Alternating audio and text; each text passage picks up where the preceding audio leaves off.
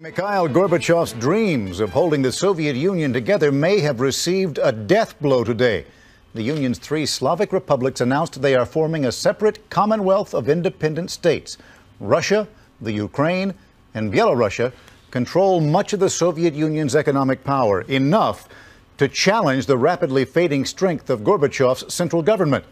Details from Moscow correspondent John Donvan. The chief state TV channel was halfway through its evening news when it got the first details of the agreement signed in Minsk. Quoting from it, the anchorwoman announced, "The Soviet Union, as a subject of international and geopolitical reality, no longer exists." That decision, whether it sticks or not, was made in one weekend by three men: Boris Yeltsin, President of the Republic of Russia; Leonid Kravchuk, just elected President of the Ukraine; and Stanislav Shushkevich, leader of the Soviet republic known as Belarusia, which is where they all came together to meet.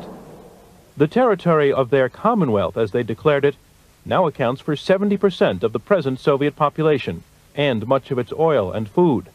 Open to other former republics to join, it will be headquartered not in Moscow, but in the Belarusian capital, Minsk, snubbing not only Moscow, but also Soviet President Mikhail Gorbachev and the strong central power he once stood for.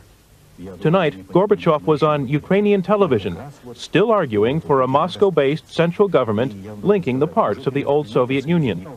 Otherwise, he predicts anarchy, chaos, or as his supporters say, it's going to be an economic disaster of incredible proportions for the Soviet republics to go their own way. But Yeltsin and his Commonwealth colleagues say they know what they're doing, already signing agreements this weekend on nuclear weapons, which they say they will jointly control. The TASS news agency says they have agreed to cooperate on military and foreign affairs in general. All of which seems to put Gorbachev out of a job and a new government into gear. But it's not that simple.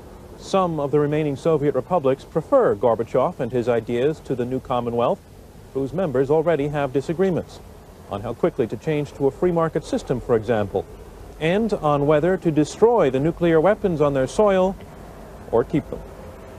John Donvan, ABC News, Moscow.